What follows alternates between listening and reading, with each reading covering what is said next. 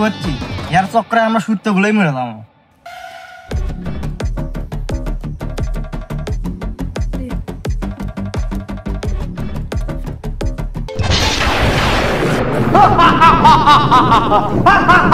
হুকুম করো মালিক। তোমাদের 4 জনের কাছে 3টে ইচ্ছা আছে, শুধু কথা ছাড়া সবকিছুই চাও। আমরা তো বাদ যাবো, তা আমাকে বাদ দেবে বেটান।